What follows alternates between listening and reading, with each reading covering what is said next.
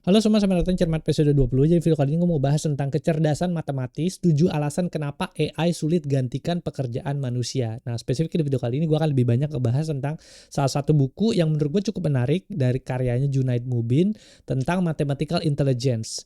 Kenapa sih mesin sulit menggantikan pekerjaannya manusia? Apa sih yang mesin punya dan apa yang manusia punya gitu yang sulit banget digantikan? Karena sekarang kan banyak banget tuh cerita-cerita yang kayak apa, oh AI bakal menggantikan manusia kayak gitu. Bener nggak sih gitu? Apa sih yang kita punya sehingga mungkin juga ke depannya kita bisa ya survive di zaman AI teknologi yang modelnya kayak gini gitu. Sebenarnya itu udah semua dibahas di dalam bukunya Junaid Mubin ya gitu ya. Makanya gue bikin video ini supaya teman-teman lebih tahu lagi gitu tentang gimana sih caranya survive di zaman yang AI udah serba-serba AI gini gitu ya.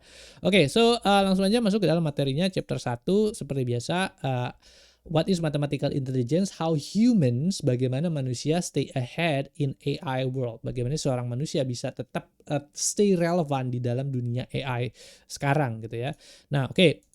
Lanjut lagi, mungkin ini ada beberapa gue jelasin dulu ya. Beyond AI Reach tentang kenapa sih manusia tetap bisa survive di dalam dunia AI gitu ya.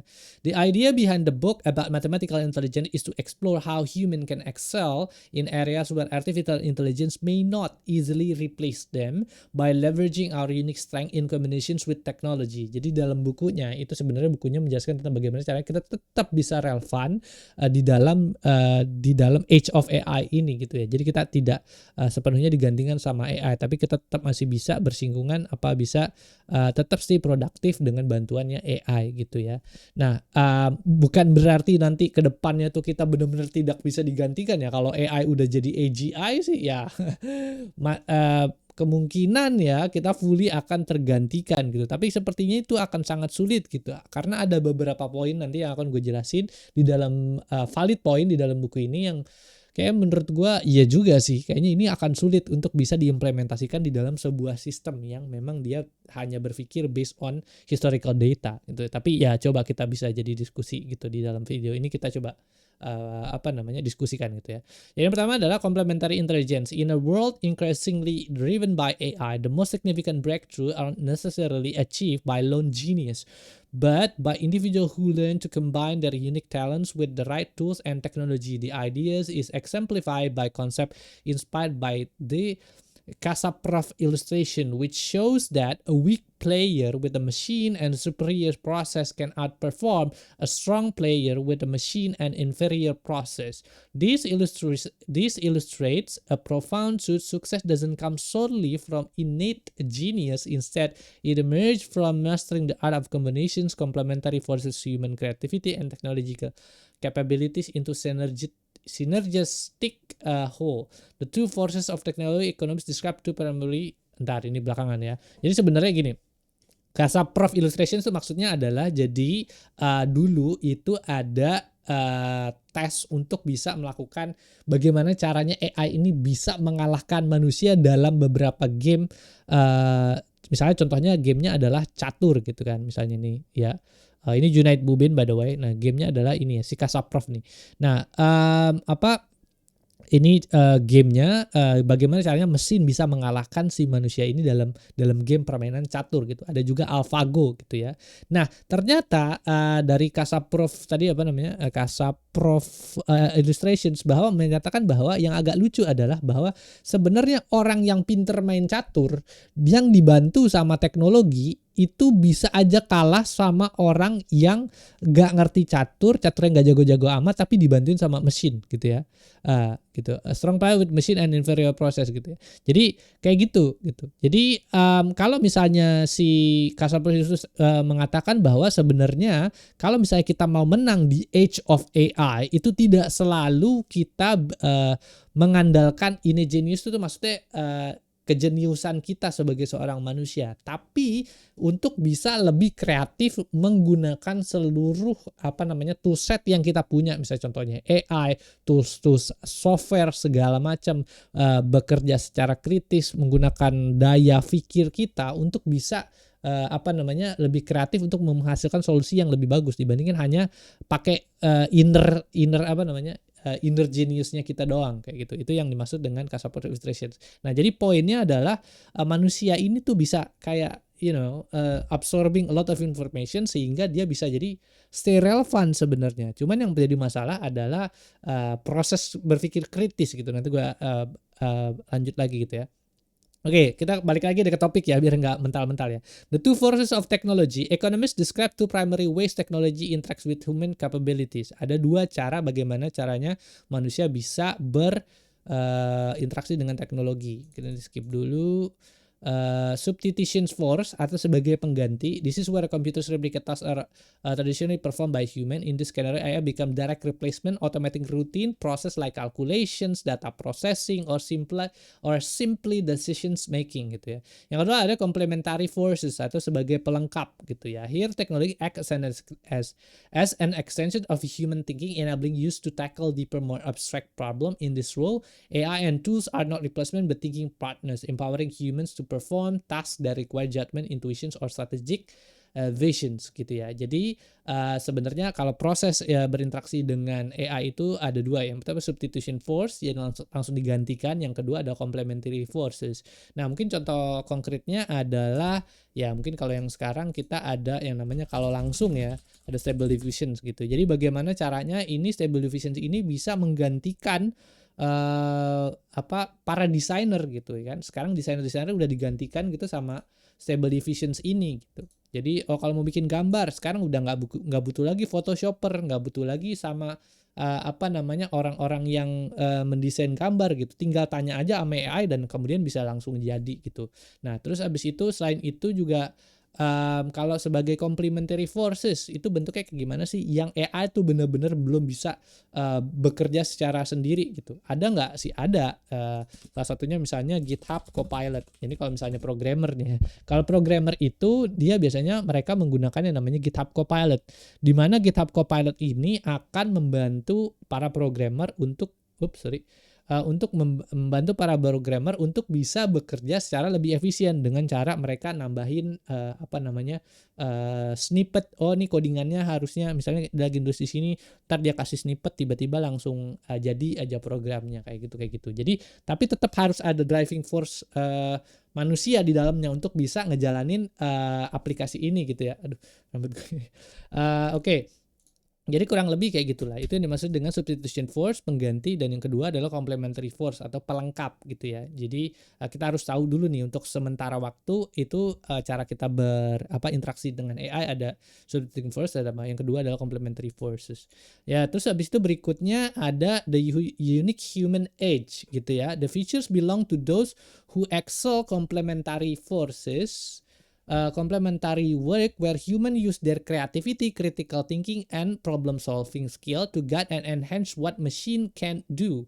Contohnya misalnya in mathematical intelligence, while AI might solve equations problem faster to simulate complex models, misalnya AI bisa ngitung dengan lebih cepat dibandingkan manusia, humans excel in asking the right questions and identifying problems worth solving gitu kan. Jadi misalnya meskipun gitu ya si AI ini udah bisa ngebuat misalnya contohnya yang benar-benar digantikan gitu. Misalnya kayak gini, kita udah nggak butuh lagi nih photoshopper gitu kan yang buat bikin gambar ini. Udah bisa di generate sekarang pakai stable diffusions misalnya. Nah, terus abis itu tapi untuk bisa bikin gambar ini kita harus bertanya pertanyaan yang tepat gitu sama si AI ini. Karena kalau enggak nanti dia akan menghasilkan gambar yang salah gitu. Jadi proses bagaimana caranya manusia itu bisa berpikir kreatif dan bisa berpikir skenario tertentu. Nah, itu adalah suatu proses yang agak sulit untuk bisa dipikirkan oleh AI gitu. Jadi human excel in asking the right question. Jadi tanya pertanyaan yang tepat. Nah, proses bertanya inilah yang kemudian bisa ngebikin manusia jadi stay kompetitif di zaman AI ini gitu. Itu yang pertama. Yang kedua adalah tools like a machine learning can process enormous data, but a human intuition determines what insight matters and how they are applied in a real world context. Kalau AI ditanya, jadi menurut lu gimana? Lu punya apa? Jadi intuisi lu menurut lu gimana gitu. Nah, jadi menurut lu gimana? Kalau misalnya ditanyain kayak gitu, itu biasanya AI akan menjawab based on historical data yang dia tahu. Tapi kalau manusia dia tuh bisa memproses banyak hal secara sekaligus. Pertama, dia bisa menyerap data dari multiple sources at the same time, lalu memproses informasi tersebut di dalam kepalanya, lalu memberikan jawaban based on observing informasi dari multiple sources. Selain itu juga dia juga bisa punya skenario membuat skenario baru. What if? Ya, jadi kalau misalnya ada sesuatu, ini kayaknya menurut gua gimana ya, kayak gini. What if kalau kejadian kayak gini gitu. Jadi based on condition, state gitu. Itu juga bisa dilakukan sama manusia gitu. Bisa dipikirin sama manusia. Selain itu manusia juga punya creative process gitu. Manusia itu dibuat dilahirkan dengan berbeda-beda ya. Maksudnya manusia, misalnya gue sama adik gue gitu kan. Misalnya gue sama adik gue gitu kan. Nah, dua orang ini kalau ditanyain pertanyaan yang sama mungkin punya jawaban yang berbeda. Karena past experience-nya berbeda, kebutuhannya berbeda. Terus abis itu juga kita kayak punya set of intuitions yang berbeda. Kenapa? Karena kita bergerak di mungkin lingkungan yang berbeda gitu, tingkat pendidikannya juga yang berbeda gitu misalnya kan, atau juga bergaul sama orang-orang yang berbeda gitu, makanya kita punya outcome atau output yang berbeda gitu ya. Jadi kalau misalnya mesin gitu, itu akan selalu ngejawab pertanyaan atau jawabannya itu selalu konstan. Jawabannya itu begini, apa yang dimaksud dengan ikan? Ya udah, jawabannya ikan adalah misalnya hewan yang ada di laut. Ya udah, itu doang, paling bergeraknya itu juga nggak akan sejauh itu. Tapi kalau kita bertanya ikan sama manusia, sama tukang ikan tuh apa, Pak? Ya, bapaknya mau ikan apa? Ikan nila ini. Ikan tuh adanya gini. Ikan itu tuh kalau dari Yunani begini gitu. Itu bisa punya jawaban yang berbeda gitu ya. Jadi human punya a sense of intuitions dan juga sense of creativity-nya sendiri. In other words, human aren't just task doer, they are tool masters and sense makers gitu. Jadi dia punya intuisi dan juga punya creative process yang sangat sulit untuk bisa direplicate sama AI. The path to brilliance. To achieve brilliance in this AI-driven age, you don't need to outsmart machine at their own game. Instead, you should focus on learning how to use the tools effectively ya. Jadi sebelumnya itu kan udah bilang kan. Jadi kalau misalnya kita mau keep up the age of AI, jangan pakai solving problemnya kita tuh sendiri gitu ya. Tapi coba pakai AI untuk solving the problem. Tugas kita adalah asking the right questions. Pertanyaan apa nih yang kira-kira harus ditanyakan sama AI sehingga outputnya tuh bisa sesuai gitu ya. Nah, ini sebenarnya udah gue bahas di video gue sebelumnya ya, di prompt engineering ya. Jadi yang belum nonton dulu tuh di soal masalah prompt engineering. Jadi gimana sih caranya kita bisa berkomunikasi sama AI dengan secara efektif? Itu gue jelasin tentang konteks, gue jelasin tentang ya segala macam gitu kan, style, wah udah macam deh, banyak deh. Jadi biar gue nggak ngulang, nonton aja dulu videonya di sana ya. Jadi untuk bisa tetap stay relevan adalah pahami dan cari tahu gimana sih caranya gimana caranya AI bekerja dan tanyakan hal yang penting. Stable Diffusion juga udah gue bahas di video sebelumnya. Jadi nonton dulu yang belum nonton gitu ya.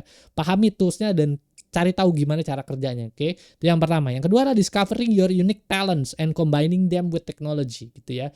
Jadi apa yang mau kita outputkan itu kadang-kadang itu berhubungan langsung dengan apa yang kita lalui sehari-hari, dan itu unik setiap manusia gitu ya. Jadi kita harus tahu gitu talent kita tuh apa. Misalnya kalau kita designers gitu kan, tiba-tiba muncul Stable Diffusion, jangan takut gitu ya untuk bisa ya udah nih, misalnya ada Stable Diffusion terus gue berarti pekerjaan gue digantikan, enggak gitu juga. Tapi kita harus tahu poin Stable Diffusion itu apa ya, yang masih kurang. Kan tadi kan point Stable Diffusion kan kurangnya adalah dia masih belum ngerti kan, nggak semua outputnya tuh bisa di-generate secara langsung sama AI doang gitu kan. Tapi kita bisa instead of jadi designer, kita bisa jadi misalnya prompt engineer-nya. Ya kan, jadi misalnya kayak gini, ada gambar kayak gini, kita bisa jadi instead of jadi designer yang bikin Photoshop segala macam, kita bisa jadi prompt engineer-nya untuk generate gambar yang bagus. Kita promptnya apa sih gitu, yang prompt yang sesuai untuk brand Apple apa sih, kayak gitu-gitu. Jadi cari unique talent kita kalau kita memang mau masih stay relevan di dalam industri the age of AI ini gitu ya. Nah, yang ketiga adalah building superior process that amplify human creativity through process efficiently. Nah, efficiency Nah ini sebenarnya gue juga udah pernah ngebahas sebelumnya ya. Jadi di age of AI ini kita nggak bisa gitu kayak kerja ya business as usual aja gitu. Terus kayak yaudah gue pakai software Photoshop, ya udah pakai Photoshop aja yang gue tahu, pakai layer gitu kan. Terus habis itu pakai apa lagi, tool brush segala macam gitu. Nggak bisa gitu. Kita harus punya menemukan workflow baru, cara-cara kita kerja baru. Misalnya kalau in context of image gitu, ya berarti kan kita harus menemukan cara-cara baru gitu untuk bisa melakukan desain. Misalnya contohnya kayak begini gitu, gambar, gitu kan? Ya jangan bikin dari awal misalnya, bikin promnya, bikin SOP promnya, lalu kemudian dari SOP prom itu sampai image-nya, sampai gambarnya jadi, setelah gambarnya jadi lalu diapain prosesnya segala macam gitu. Jadi harus ada ketemu workflow baru gitu. Misalnya contoh kasusnya lanjutnya juga misalnya kayak GitHub Copilot ini gitu kan. Nah dengan cara kita bisa building superior process, yaitu dengan bikin proses kita, coding kita jadi lebih cepat dan efisien, bisa pakai Copilot dan segala macam. Nah itu kita bisa tetap stay relevant gitu. Jadi kita bisa tetap 10 kali produktif dibandingin yang lain, dibandingin sama kita tidak membuat proses sama sekali. Yang penting udah gue ngoding aja kayak gue tahu di kuliah kayak begini, ya udah pakai itu aja. Nah itu lama-lama nanti kita akan tergantikan sama AI. Jadi kalau mau stay relevan, kita harus bikin building superior process untuk workflow baru dalam pekerjaan kita gitu ya. This is the essence of mathematical intelligence, adopting mindset where humans aren't just competing against AI, but thriving in the areas where our strength remains unmatched, such as creativity, strategic foresight, and ethical reasoning, gitu kan. Nah, jadi ini nih, ada beberapa hal yang tadi gue diceritain juga kan, kreativitas, strategic foresight, intuitions, juga ethical reasoning, itu juga sesuatu hal yang akan sangat sulit untuk bisa dipahami oleh AI gitu ya. Dan mungkin akan sangat lama kalau misalnya AI benar-benar mau menggantikan kita dalam hal itu gitu ya. Lalu kemudian berikutnya nah ya ini juga nanti kan gue akan bahas di video di chapter-chapter berikutnya. Di mathematical intelligence itu ada beberapa poin-poin yang menurut gue valid gitu ya, untuk bisa kita jadikan basis bahwa sebenarnya kita tuh masih tetap akan sulit digantikan fully sama AI gitu ya. Nah beberapa poin yang di dalam buku itu yang valid yang menurut gue, yang dibahas juga dalam buku, yang pertama adalah estimations. Estimations, ada representations, ada reasoning, ada imaginations, ada questions. Lalu yang kedua, chapter 2 adalah ways of working, yaitu karakter manusia. Yang kedua adalah collaborations. Ini semua nanti gue jelasin dalam chapter-chapter berikutnya. Nah ini poin-poin ini in summary atau simpulan dari bukunya adalah menurut gue poin-poin yang sangat valid dan benar-benar kalau kita pahamin dan kita baca bukunya itu kayak ya beneran sih, kita kalau misalnya AI disuruh melakukan poin-poin ini akan sangat susah gitu. AI bisa mereplace gitu ya. Jadi melakukan estimasi, representation segala macam itu akan susah gitu. Jadi makanya pengetahuan tentang bagaimana caranya kita bisa punya skill set yang namanya mathematical intelligence ini kemudian menjadi penting ya untuk bisa paham gitu. Oh skill set kita yang nggak akan disentuh sama AI itu mana gitu ya. Nah tujuannya apa?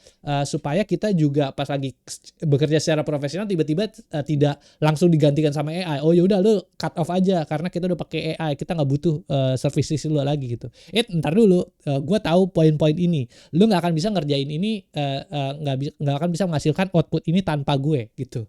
Nah itu juga yang masih kita harus pelajarin sehingga ya sekarang kan banyak banget kita dengar ada tech winter segala macam gitu kan, yang banyak layoff segala macam. Untuk bisa stay relevan di dalam industri kita harus pelajarin mathematical intelligence ini dan poin-poin ini secara lebih mendalam. Oke itu ya. Jadi lanjut kemudian ke chapter 2 nih. The way of thinking, bagaimana caranya berpikir gitu ya. Tadi kan udah ada tuh ininya kan. Poin utama yang pertama adalah estimations, oke? Nah, in today's world, computational tasks such as large-scale calculations are largely handled by computers. These machines play a crucial role in enhancing our intuitions about the world. They can run massive computations and provide thousands of examples that we can explore, study, and learn from. However, while computers excels at processing data, they cannot be relied upon to build models that can accurately represent the real world in a way that provides true understanding of the answer they give. Jadi misalnya contohnya adalah ya, misalnya kalau ada suatu perhitungan gitu, analisa gitu kan, dashboard, insight tertentu misalnya, atau kita search aja di sini misalnya business intelligence dashboard misalnya kayak gini gitu kan. Nah, misalnya mesin melakukan perhitungan secara luar biasa ini gitu kan. Mesin melakukan perhitungan yang sangat luar biasa kompleks, dia melakukan simulasi yang sangat luar biasa besar gitu kan. Nah, kemudian apakah business decisions tetap dilakukan sama mesin? Enggak kan, business decision tetap dilakukan sama manusia gitu. Kenapa? Karena business decisions itu perlu pengetahuan terhadap pemahaman dunia nyata gitu kan. Si mesin hanya bisa memberikan rekomendasi, based on data yang lo punya, oh ini loh yang bisa dihasilkan. Tapi kalau misalnya kalau misalnya lo mau melakukan business decisions itu nggak bisa gitu. Customernya kayak apa, customer behaviornya tuh kayak gimana, terus abis itu stakeholdernya kayak apa, sifatnya, dia tuh orangnya kayak gimana, itu nggak bisa serta-merta dengan data kayak begini langsung dieksekusi gitu aja gitu kan. Business decisionnya gini, recommendationsnya, terus abis itu udah langsung aja eksekusi, nggak bisa begitu juga gitu kan. Jadi kemampuan manusia untuk bisa melakukan estimasi based on real world parameters itu juga kemudian menjadi penting. Makanya kalau misalnya kita bekerja secara profesional, kita untuk di zaman sekarang in the age of AI, kita nggak cuma sekedar berhubungan sama mesin doang kalau bisa ya, tapi kita juga berhubungan sama ya parameter-parameter tadi, berhubungan sama manusia, berhubungan dengan bagaimana caranya berinteraksi dengan customer segala macam, itu yang kemudian akan sulit digantikan sama AI gitu. Karena at the end of the day juga yang beli kan customer kan, bukannya mesin yang beli kan gitu kan. Yang tetap melakukan decisions tetap human, bukan mesin gitu. Makanya kalau bisa tetap kita berinteraksi dengan manusia segala macam, terus bersosialisasi sehingga kita tidak mudah digantikan sama AI dan kita bisa tetap relevan. Nah, kemudian berikutnya adalah the limit machine in understanding the world. Computers excels at calculations but they lack understanding. They cannot engage in the critical task evaluations, the assumptions behind the model they use, the reliability of the input, or the likelihood of certain outputs. This process required conscious human involvement. In essence, human must step into task the right questions, assess by the assumption, and interpret the context of the output provided by the machines. This is where the human role becomes essential. The fundamental limitations of the current programs and AI system is that they have no concept of the world. They lack of a framework to understand what is considered humorous. Nih, ada beberapa poin-poinnya nih ya. Emotional, humorous, disturbing, or even meaningful in the human terms. Okay, they don't know the social culture or emotional complications of the data that they process. Their calculations are devoid of a human contact, which makes them excellent at processing information but not understanding it. Jadi, misalnya contohnya kayak tadi ya, balik lagi ke arah sini. Jadi, misalnya mesin melakukan kalkulasi simulasi yang luar biasa besar, tapi hasil yang mereka buat itu literally mereka nggak ngerti apa yang mereka tulis gitu. Karena kenapa? Karena mereka nggak ngerti parameter-parameter yang tadi udah gue sebutin. Terus juga mereka tidak paham soal bagaimana caranya pengetahuan tentang dunia yang sering juga mudah dipahami sama manusia itu sendiri. Misalnya contohnya mesin tidak mengerti soal emosi, humor, misalnya disturbing yang mengganggu, lalu bagaimana caranya membuat sesuatu itu bisa menjadi bermakna, meaningful gitu kan. Itu mereka nggak ngerti gitu kan. Itu yang pertama. Terus juga mereka juga nggak ngerti masalah kayak sosial, budaya, dan juga emotional implications dari data yang mereka hasilkan gitu. Jadi makanya manusia akan tetap stay relevant di dalam dunia age of AI ini, tapi sifatnya adalah bukan sebagai processor, bukan sebagai eksekutor yang melakukan simulasi segala macam, tapi itu nanti bakalan digantikan semua sama AI.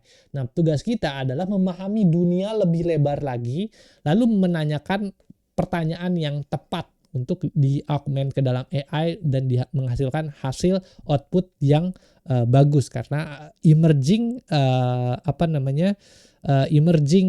combinations dari AI, proses AI dan juga proses manusia. Gitulah ya. Yang pertama soal estimations. Lalu berikutnya masih juga hal tentang estimation.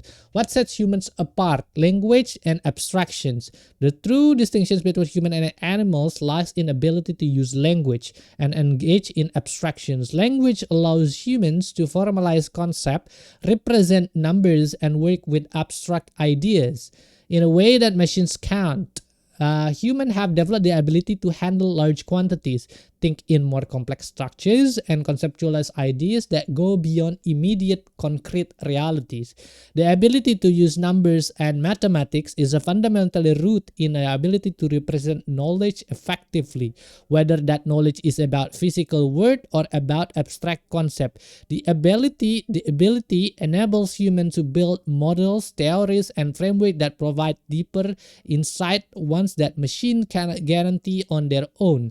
Estimations as a way of thinking is a human skill that is essential for evaluating the implications of the data, assumptions, and model. It involves judgment, context, and the ability to imagine how numbers reflect reality with the machines can't replicate. Oke, nah itu sebenarnya udah penjelasan yang sangat amat menyimpulkan bahwa sebenarnya AI itu nggak secara serta-merta akan cepat sekali bisa menggantikan kita di dalam dunia ini gitu ya. Nah jadi kalau misalnya in konteks evaluations dan language juga, dan dalam konteks abstraksi itu manusia bisa melakukan abstraksi gitu kan, model pengetahuan. Jadi misalnya nih ada 5 sumber pengetahuan yang mereka serap gitu, atau 10, masukin ke dalam kepalanya, lalu prosesnya dipikirin. Setelah mereka pikirkan, lalu mereka mengabstrak semua informasi itu ke dalam bentuk, contohnya misalnya adalah yang tadi ya, misalnya model, teori atau framework. Nah ini kalau misalnya di dalam bidang matematika itu banyak banget tuh. Ada model teorema Newton misalnya kan, atau gaya gitu kan, atau misalnya Einstein gitu, E equals MC kuadrat. Ngeluarin model-model kayak gitu itu nggak sesederhana itu gitu bro. Mesin tidak sulit untuk bisa melakukan abstraksi dari pengetahuan yang mereka punya gitu kan. Jadi proses untuk bisa melakukan estimasi, mengkombinasikan resources segala macam, proses creative thinking itu sulit untuk bisa dilakukan hanya dengan kemampuan mesin saja gitu. Makanya jadi kita manusia masih bisa menjadi superior gitu kan. Nah dengan cara kita tahu untuk kita punya kemampuan melakukan estimasi yang bagus dan bisa mengolah informasi dan bisa menghasilkan model, teori, atau framework. Nah, kita bisa melakukan evaluasi terhadap data yang dihasilkan oleh mesin, asumsi yang dihasilkan oleh mesin, dan model-model mungkin yang basic model yang dihasilkan oleh mesin gitu. Nah, jadi hasilnya kemudian kalau dikombinasikan itu akan sangat-sangat bagus sekali gitu kan. Yang satu jago di misalnya ngitung, yang satu jago di dalam bidang judgment atau abstraksi. Nah kalau dikombinasikan ya udah hasilnya akan sangat bagus gitu. Nah jadi bukan berarti kita anti mesin, tapi bukan berarti juga mesin akan menggantikan kita, tapi kalau kita work collaboratively sama mesin, kita akan menghasilkan output yang sangat-sangat luar biasa gitu ya. Jadi makanya kita harus paham nih soal masalah estimasi ini gitu ya. Nah ini dia. Nah ya ini jadi manusia bisa cara ngitung-ngitung segala macam, bisa berpikir kreatif segala macam. Nah dengan dibantunya sama mesin, proses augmentasi ini akhirnya kita bisa juga menjadi lebih cepat gitu untuk melakukan prosesnya juga tadi ya. Nah terus habis itu lanjut lagi, yang kedua adalah bagaimana caranya kita bisa melakukan representasi gitu kan. Nah, di sini machines and data processing, machine learning algorithms such as those used in AI operate by processing large amount of data and finding pattern. However, machines do not learn in the same way humans do. When a machine processes information, it treats everything as a vector, a numerical representations without understanding of a context and meaning. Computers can recognize patterns in the data, but they do so in isolations without any perceptions of the broader narrative or relationship between different data points. Key limitations: machines lack of conscious attention, they do not perceive time or even in sequence, and they cannot perform causal reasoning. Oke. Satu-satu nih ya. Jadi ini memang bahasannya agak sangat-sangat teknis, tapi kita harus pahami. Kalau kita tahu maksud dari deskripsi teks ini, kita kemudian bisa jadi nggak takut tentang masalah AI akan menggantikan kita gitu ya. Oke, ini gue jelasin ya. Jadi yang pertama adalah machine and data processing. Mesin tidak akan bisa mesin tidak belajar sebagaimana manusia belajar gitu ya.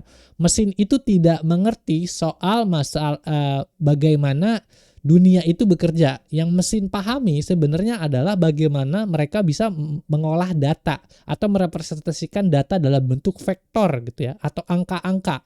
Itu yang dilakukan sama mesin. Makanya mesin akan sangat sulit untuk bisa punya namanya conscious attention gitu, dan juga punya causal reasoning, hubungan sebab akibat terhadap sesuatu. Itu akan sangat sulit mereka lakukan. Meskipun sekarang ya udah ada DeepSeek yang udah bisa melakukan yang namanya deep thinking ya. Jadi kalau misalnya kita bertanya sesuatu, dia akan melakukan reasoning atau causal reasoning berdasarkan hubungan sebab akibat. Tapi nggak semuanya itu juga bisa dilakukan tanpa misalnya proses bantuan manusia itu sendiri. Manusia tetap harus bisa jadi orang yang melakukan execution decisions gitu. Tapi mesin cuman bisa melakukan ngebantuin aja gitu untuk bisa memberikan opininya di sana gitu ya. Kausal memberikan hubungan sebab akibatnya atau membuat skenario-nya di sana. Nah, terus habis itu human learning and information compression. Human on the other hand do not store information in a raw unorganized format. We excel at compressions. Our cognitive systems are designed to group large amount of information into manageable units. This process is called chunking. Psychological describe chunking as the human ability to combine pieces of information into small coherent group or chunk, reducing the cognitive load on working memory, which is inherently limited in capacity. Sebagai contoh, instead of remembering a long string of a number, we might remember the number sequence 2015 as a chunk, associations it with significant or even personal memory gitu ya.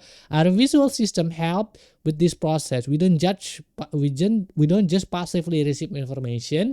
We actively organize it into pattern, constantly filling in the gap with predictions and guesses to create coherent usable representation in the world. Oke, itu ya.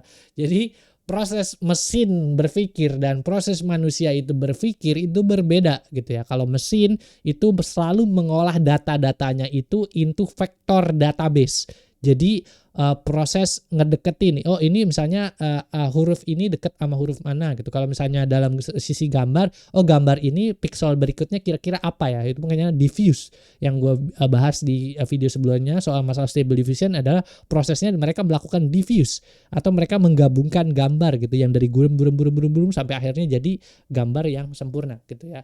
Nah, terus berikutnya, kalau manusia prosesnya itu ya mereka memproses atau mereka belajar itu dengan cara mereka memvisualisasikan atau mereka melakukan proses chunking. Manusia itu punya kapasitas memori yang terbatas gitu. Makanya kalau misalnya kita mempelajari suatu gitu, kata misalnya kalau ya misalnya gini kan, misalnya kita misalnya kita baca buku nih gitu kan, di sini ada buku sebentar. Misalnya kita ada baca buku gini kan, kecerdasan matematis gitu, jadi dari Junaid Mubin gitu kan. Nah, manusia tuh punya caranya mereka sendiri untuk bisa preserving information. Contohnya misalnya kayak gue gini, nih ya ini kan ada banyak nih gitu kan, tuh catatan gue tuh gue dalam bikin sticky notes kayak gini kan, ya kan gue tempelin. Nah, catatan ini mungkin akan berbeda gitu dibandingin sama yang lain gitu kan. Karena juga kapasitas manusia itu kan, kalau misalnya ini kan tadi dijelasin kan, manusia mengorganize based on pattern. Jadi kalau misalnya patternnya adalah manusia orang yang tinggal misalnya di Jakarta sama orang yang tinggal di Medan, kalau baca buku yang sama kemungkinan mereka juga akan nandain informasi yang pentingnya tuh berbeda gitu ya. Jadi kayak gitu, karena manusia punya caranya mereka sendiri untuk bisa mengorganisasi informasi gitu ya. Jadi ya disebut juga dengan chunking. Makanya juga gue nulis kayak begini juga karena manusia tuh nggak mungkin bisa gitu mengingat semua hal satu buku ini gitu, teksnya semua sampai kata per katanya tuh diingat. Ya mungkin bisa sih, cuman kayaknya sulit gitu itu bisa dilakukan. Harus dilakukan proses menghafal itu sangat-sangat lama banget gitu proses menghafalnya gitu kan. Makanya mereka bisa menyimpan informasinya karena memorinya terbatas, mereka menyimpan informasinya based on chunking, dari misalnya summary atau kesimpulan-kesimpulan, atau menyimpan informasinya based on kategori. Ini kan di belakang gua kan buku banyak nih gitu kan nih. Tuh buku kan banyak tuh di situ kan. Nah mungkin mereka, kalau gue sih biasanya mengumpulkan atau mengorganisasikan buku gue based on shelf-nya, kategori-kategori bisnis atau segala macam itu based on kategori, supaya tujuannya apa? Chunking, supaya gue bisa mengingat dengan lebih cepat. Jadi kalau dua prosesnya aja tadi udah berbeda, artinya sebenarnya kita masih tetap punya superior value dibandingin sama mesin gitu ya, untuk bisa menghasilkan output yang lebih ya berbeda juga dibandingkan mesin. Nah, di mana output itu kemudian masih bisa digunakan untuk ya decisions making process dan seterusnya gitu ya. Nah, terus habis itu nah ini ya kalau misalnya vector database ya. Jadi kalau misalnya ada gambar itu nanti akan dirubah jadi dari image transformer namanya, akan berubah jadi vector database embedding yang bentuk kayak gini. Jadi kalau misalnya ada gambar gitu, cara mesin belajar ya, itu dia prosesnya ada merubah gambar itu dari tadi jadi bentuk angka-angka. Misalnya ada dokumen PDF gitu. Nah, nanti ada namanya NLP transformer, Natural Language Processing Transformer. Dia akan mentransformasi dokumen atau PDF ini nanti akan berubah jadi vektor data juga, jadi angka-angka lagi. Lalu kemudian ada WAV atau audio. Nah, ini juga ada yang juga namanya audio transformer. Dia akan merubah suara atau speech atau apapun itu akan berubah menjadi suatu vektor juga gitu kan. Jadi di sini bisa berubah juga jadi vektor gitu. Nah, kemudian ada gambar atau video gitu. Nah, ada juga yang namanya video. Kalau gambar aja bisa kan, kemudian dijadikan video transformer untuk dijadikan juga sebagai vektor database. Nah, komputer itu hanya bisa melakukan proses si database vektor ini, sedangkan manusia bisa melakukan proses-proses data yang lebih lanjut gitu. Makanya sebenarnya kita masih tetap superior dibandingin sama mesin gitu. Ya meskipun gua nggak tahu ya ntar kedepannya gimana kalau udah ada AGI segala macam, itu ya we'll see gitu ya. AGI-nya udah bisa memahami dunia ya, mungkin itu akan berbeda lagi ceritanya sih. Tapi untuk sementara waktu kita masih bisa lebih superior dibandingin sama mesin karena masih ada proses berpikir kita kita bisa belajar hal yang baru dengan cara yang berbeda dengan mesin gitu ya. Nah, terus habis itu di sini misalnya ya representasinya. Kalau tadi kan gambarnya kayak gini kan. Kemudian gambar dirubah jadi sama image transformer dirubah jadi vektor database. Nanti bentuk vektor database-nya itu bentuknya kayak gini kalau mesin ya. Jadi misalnya ayam sama kucing itu lebih deket gitu kan. Misalnya apple sama banana itu akan lebih deket gitu kan.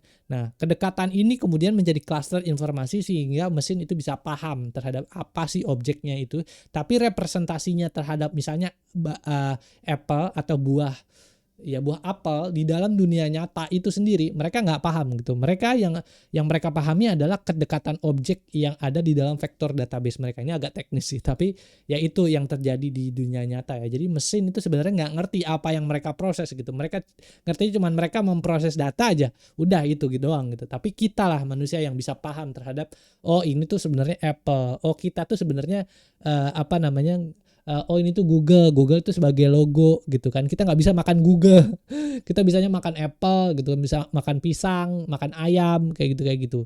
Nah itu yang bisa kita pahami secara dalam dunia nyata. Makanya kita bisa lebih sedikit superior gitu. Nah terus juga ini causal reasoning gitu. Jadi causal reasoning itu maksudnya hubungan sebab akibat gitu ya. Jadi nah ini ya agak ribet sih. Ini real world causal task gitu. Break causal task into sub questions, recurse and iterate verify gitu ya. Jadi ini proses bagaimana caranya suatu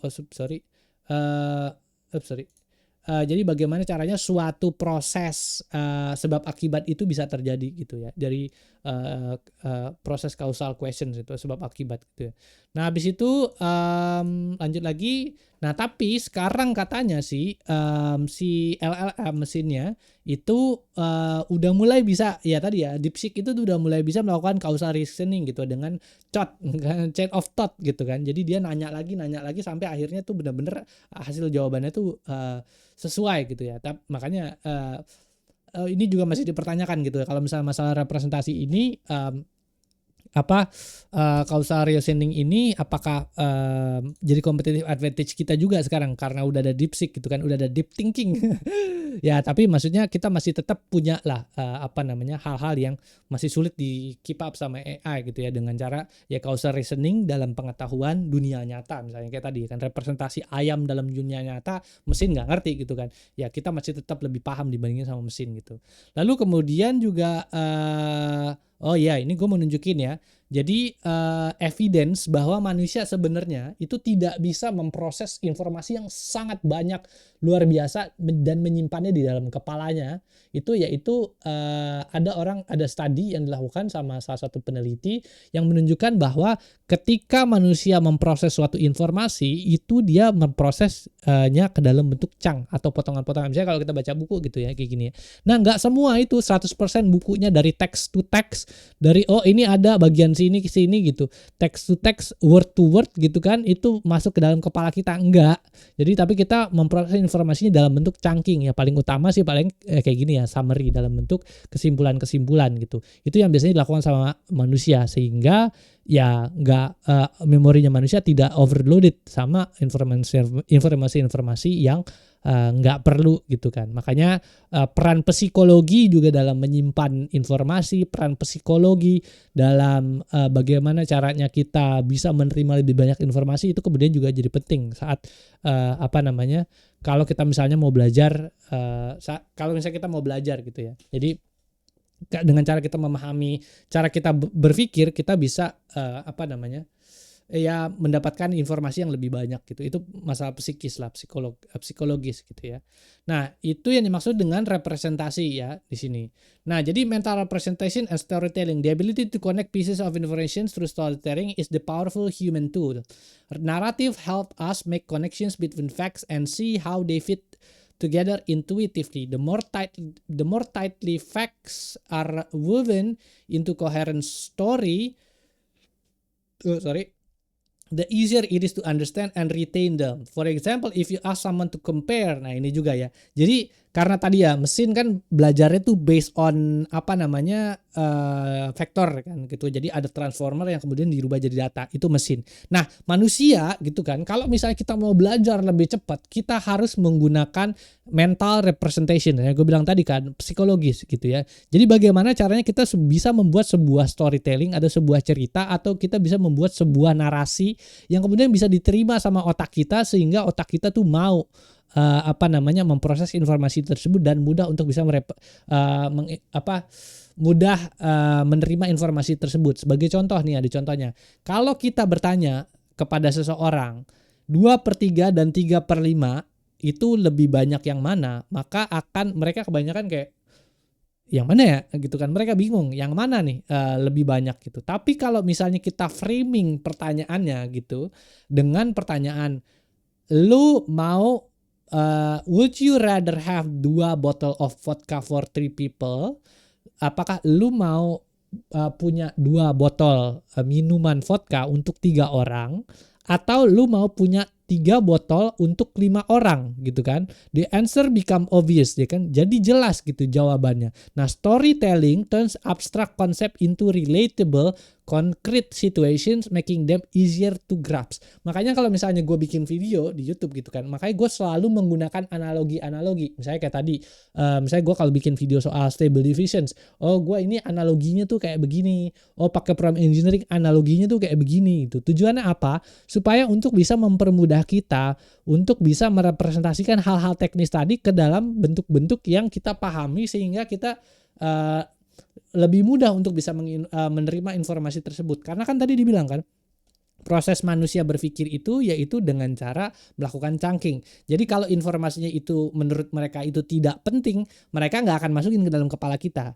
Makanya kalau misalnya mau ngajar sebagai guru gitu, bagaimana caranya kita bisa memproses informasi tersebut ke dalam narasi-narasi yang penting, membuat itu sebagai sebuah cerita, sehingga murid-muridnya itu bisa jadi ngerti terhadap apa yang mau dijelasin sama gurunya gitu. Nggak cuman gurunya ngejelasin tentang oh iya I sama dengan MC kuadrat misalnya gitu kan. Nah kayak gitu doang. Ini jelasin pokoknya rumusnya begini gitu. Nah tapi tanpa ada representasi, tanpa ada skenario, tanpa ada state kayak begitu-begitu, itu akan sangat susah untuk bisa terima sama para pelajarnya gitu ya. Makanya kalau ada dosen yang hampir semua muridnya nggak ngerti tentang apa yang dijelasin, sebenarnya bukan salah muridnya gitu kan, mereka nggak ngerti, tapi salah dosen yang nggak bisa ngejelasin dengan cara yang lebih mudah gitu ya. Perbedaan antara orang pinter dan jenius adalah kalau orang pinter dia ngerti tapi mereka nggak bisa ngejelasin dan orang nggak ngerti apa yang mereka ngerti. Tapi kalau misalnya orang jenius adalah orang yang bisa paham, ya kan, terus bisa paham banyak hal, lalu bisa merepresentasikan hal tersebut ke dalam bentuk-bentuk yang kemudian bisa dipahami sama orang banyak gitu. Nah itu yang dimaksud dengan jenius. Makanya kalau bisa, sebenarnya tadi gue bilang kan, kalau misalnya kita punya pengetahuan tertentu, kalau kita mau mengajarkan ke seseorang, ya kalau bisa kita representasikan dalam hal-hal yang orang-orang tersebut paham, jangan cuman kita doang yang ngerti gitu. Nah itu kalau bisa ya kita jadi jenius lah, biar kita orang-orang ngerti dan kita bisa lebih bermanfaat sama orang. Lalu kemudian berikutnya, a picture is a word of 1,000 words. These expressions captures of a human representations while a machine may process a table of number gitu kan. Jadi kalau misalnya ada suatu gambar itu manusia mencari korelasi, sedangkan kalau misalnya mesin itu mencari merepresentasikan gambar tersebut ke dalam bentuk hitung-hitungan gitu kan, angka gitu kan, representasi dalam bentuk angka. Nah, human can visualize complex concept in a way that enhance understanding. Visual aids like a diagram, charts, and animations can make abstract ideas accessible and intuitive. The multiplication chart visualize mathematical representation, helping people understand pattern at glance. Similarity creators like 3 blue, 1 brown use animation to break down complex math concept, making them easy to understand by showing underlying structure visually. The animation become powerful tool to representation, turning abstract concept into a visual model that engage the mind of facilitate understanding. Oke, ini gue jelasin satu-satu ya. Jadi manusia itu bisa memahami chart dengan mudah gitu ya dibandingin sama mesin. Kalau misalnya ada gambar chart gitu, nah mesin akan lebih sulit untuk bisa memahami hal tersebut karena mereka merepresentasikan gambar tersebut ke dalam angka-angka. Kan kalian udah belajar kan soal gimana caranya mesin bekerja kan, yaitu dengan cara melakukan transformasi gambar tadi ke dalam bentuk vektor yang kemudian diproses data-datanya gitu ya. Itu yang mesin pahami. Sedangkan manusia bisa melihat gambar-gambar tersebut dan bisa paham terhadap gambar-gambar tersebut. Itu kehebatannya manusia. Misal contohnya ada kayak gini gitu kan. Nah, ada gambar kayak gini misalnya. Nah, gambar ini misal contohnya ini angka per-peran gitu kan. Tapi kalau kita kasih mesin kayak begini, ini akan sangat sulit untuk bisa dipahami gitu ya. Nah dulu juga kita belajar per-peran kan, kayak pembagian gitu kan, pecahan lah gitu kan. Nah pecahan ini dulu kita pas lagi belajar matematika gitu kan, dulu biasanya kan dalam bentuk kayak ya selalu dalam bentuk representasi simbol-simbol 1/4 ditambah 1/7 ditambah 3/10 ditambah ini gitu kan. Nah sedangkan kalau kita ini kan selalu kita representasikan dalam bentuk simbol-simbol kayak begini gitu kan. Nah coba kalau misalnya kita dikasih bentuk-bentuk gambar yang kayak gini, misalnya setengah ditambah 1/6 ditambah ditambah 1/5.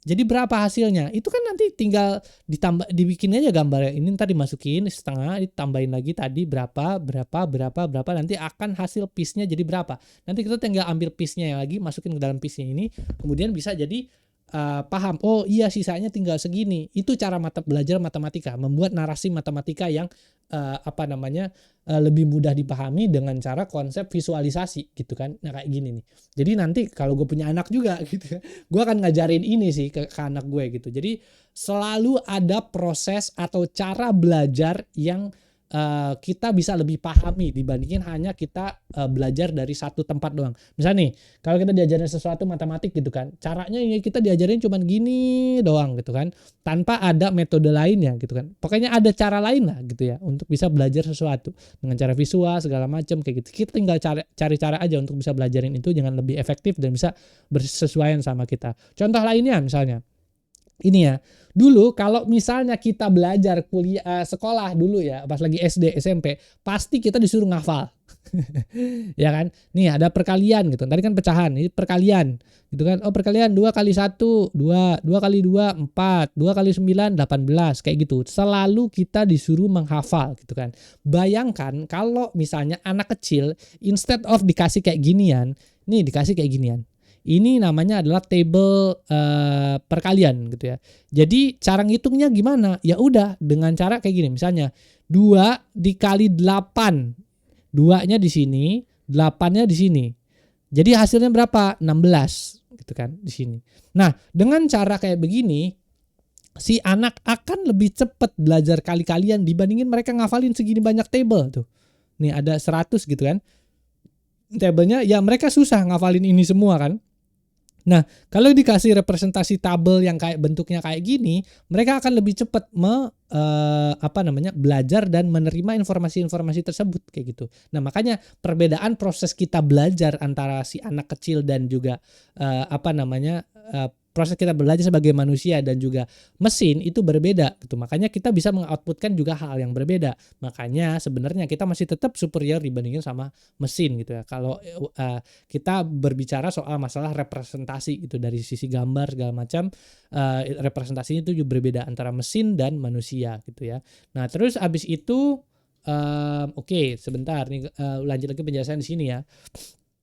Ini juga ya yang kemudian jadi penting. Flexibility in human thinking. One of the most remarkable aspect of human thinking is our flexibility. We process variety of mental representations and can apply knowledge from one context to completely different situations. This allows us to transfer learning across different scenario and use it in a flexible, adaptable way. If you are good at solving puzzle, you can take that problem-solving mindset and apply it to variety of situations such as business strategy or social dynamic. Humans don't need to separate brain for every different situations. We use generalized knowledge that can adapt to variety of challenges. Misalnya contohnya tadi kan kayak ini dicontohin kalau kita jago menyelesaikan puzzle. Maka jago menyelesaikan puzzle itu kita prosesnya bisa ambil dan bisa masukkan mengaplikasikan proses tersebut ke dalam proses bisnis strategi atau social dynamics. Dan perbedaannya dengan si mesin adalah misalnya tadi ada mesin yang jago banget main catur, misalnya kayak gini ya. Nih, jago main catur, jago main AlphaGo gitu kan. Tapi dia hanya sekedar satu model aja gitu kan. Satu model AlphaGo, satu model mesin catur doang. Tapi nggak bisa digabung jadi satu. Nah, perbedaannya dengan manusia adalah kalau manusia jago nyelesain puzzle atau jago main catur lah gitu.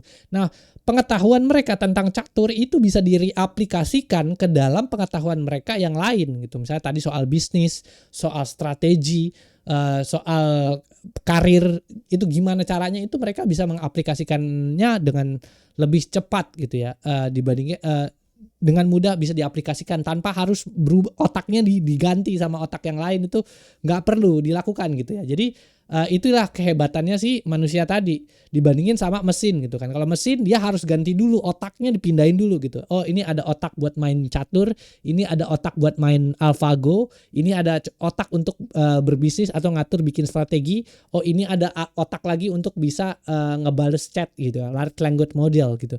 Nah, proses ini nggak bisa sesederhana itu untuk bisa digabung jadi satu dan diaplikasikan ke dalam bentuk berikutnya. Itu sulit untuk bisa dilakukan oleh mesin, dan sedangkan kita itu bisa melakukannya dengan secara fleksibel, dengan cepat gitu kita bisa lakukan gitu ya. Nah, terus abis itu lanjut lagi berikutnya adalah kemampuan kita berikutnya yaitu adalah reasoning. Bagaimana caranya kita untuk bisa beralasan gitu ya, mempunyai suatu alasan tertentu terhadap sesuatu gitu kan. Ini ada penjelasannya. Technology amplify human thinking including flaws. Technology, especially machine learning, amplify human reasoning, both the good and the bad.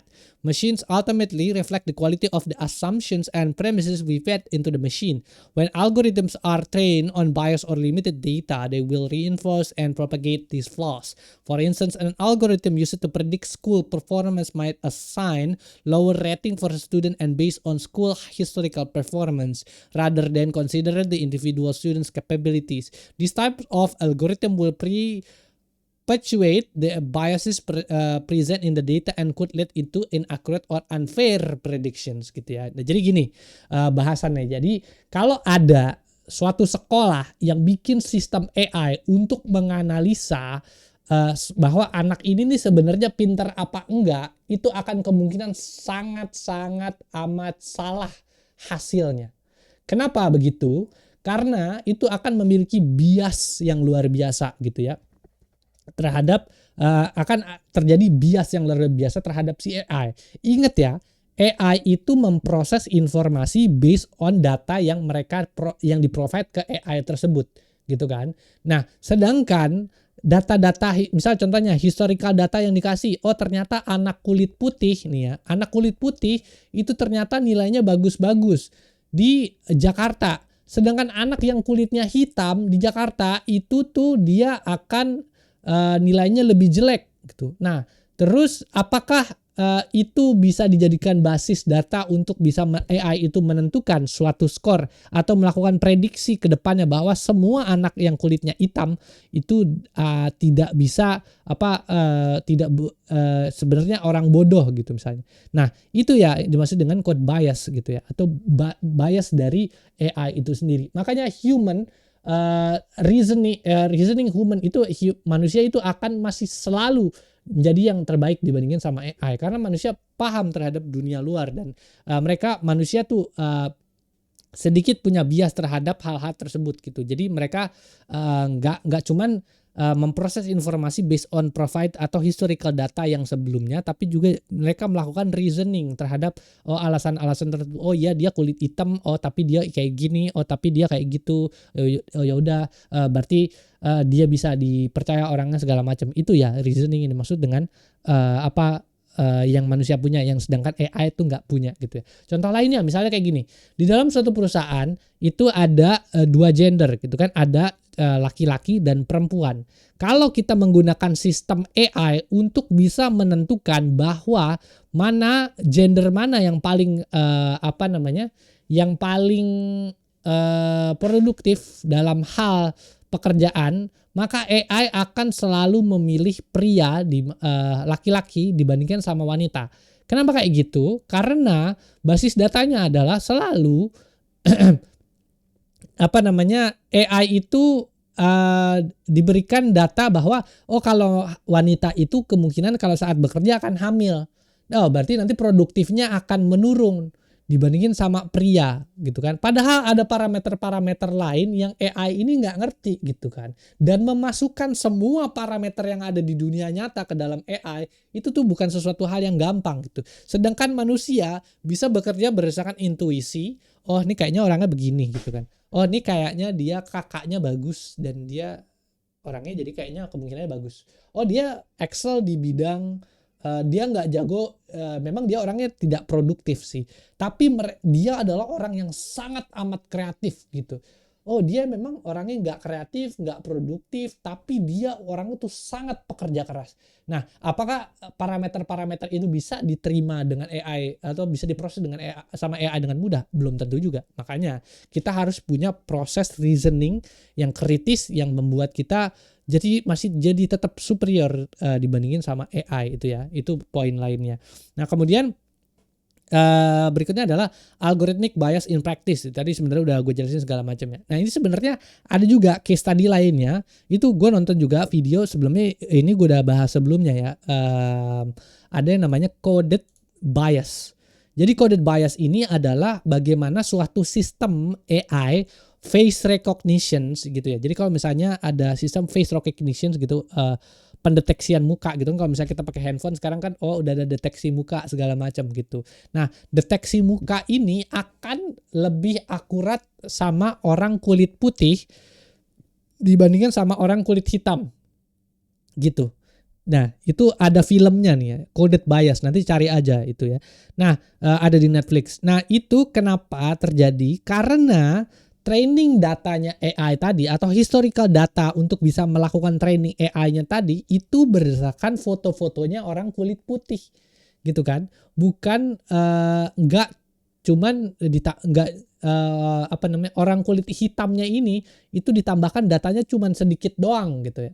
Nah, makanya dia kalau kita melakukan face recognition itu kalau orangnya kulitnya putih akan lebih mudah dideteksi dibanding sama orang yang kulitnya hitam gitu ya.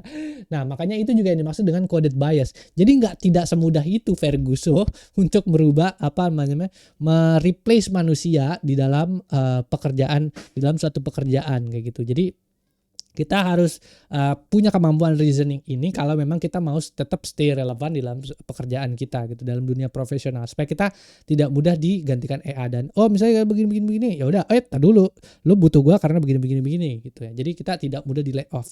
Nah, apalagi sekarang udah AI semua ini, kalau kita nggak ngerti soal kayak ginian itu akan mudah nanti digantikan sama AI. Lalu berikutnya adalah reasoning berikutnya, the importance of logical reasoning gitu ya. Human reasoning is what allow us to connect pattern into meaningful conclusion. Logical reasoning help us link causes to effect, ensuring that we do not fall into the trap of false correlation. For example, assuming that two events are related just because they occur together without understanding why. Misalnya contohnya nih ya, ada a mathematician proves theorem based on what is already known and what might be logically follow. Proof are built on established knowledge and are connected to the world in a meaningful ways. This contrasts sharply with the way algorithms simply process data without understanding the complex of implications. Unlike machine, human can process statement based on our knowledge of the world, which include context, relationship, cause-effect reasoning. This ability allows human to reason through complex scenario in way that algorithm currently cannot gitu ya. Nah, ini juga competitive advantage kita ya. Jadi kita bisa melakukan yang namanya logical reasoning and cause effect reasoning ya. Jadi sebab akibat itu kan. Jadi bagaimana cara kita bisa melakukan proses sebab akibat. Misalnya kayak gini, kayak gitu, sebab akibatnya kayak begini nih. Kalau misalnya kita melakukan kayak gini, ini nggak boleh loh karena begini. Nah, mesin itu gak semudah itu untuk bisa melakukannya gitu kan, karena mereka itu harus mentransformasi semua data-datanya ke dalam bentuk vektor, diproses vektornya, lalu kalau nggak ada historical data sebelumnya, mereka tidak bisa mengerti understand konteks-konteks lainnya terhadap apa yang diberikan sama mereka, sehingga mereka jawabannya jadinya nanti ngaco gitu ya. Itu yang dimaksud dengan reasoning dalam konteks logical reasoning. Jadi kita bisa berpikir logis gitu kalau manusia gitu, ada dari multiple different parameter yang ada di dunia nyata. Lalu yang kedua berikutnya adalah complexity and understanding the real world. The complexity of a world is unpredictable. Interconnectedness and nuances require more than just data patterns. It requires the diversity of representations that human can bring to the table. Our reasoning encompasses context, intuitions, and logic, and allows us to navigate situations that are multifaceted and complex. Oke, entar dulu ya, sini dulu. Complexity and understanding the world. Jadi sebenarnya kayak tadi misalnya facial recognition gitu kan, nggak selalu facial recognition itu dengan mudah dipahami sama mesin gitu. Karena ya tadi, misalnya training datanya yang diberikan sama mesin hanya orang yang kulit putih doang. Yang orang yang kulit hitam itu nggak ada di training datanya. Maka si mesin ini sulit untuk bisa memahami orang yang dengan kulit hitam misalnya gitu kan. Facial recognition-nya nanti malah jadi nggak kebaca gitu. Sedangkan manusia untuk bisa melakukan facial recognition, ya manusia cepat banget gitu untuk bisa melakukan facial recognition gitu ya. Kenapa bisa kayak gitu? Karena manusia bisa melakukan representasi berdasarkan konteks, intuisi, dan juga logik gitu ya. Kalau misalnya si Agung tuh bentuk mukanya dia agak gelap, hidungnya ada kayak gini, dia mulutnya agak kayak gini, dan seterusnya. Dia tuh bentuk muka, dia itu mukanya orang loh. Kenapa? Karena dia ada matanya, ada curve-nya, ada hidungnya, ada mulutnya, kayak gitulah ya.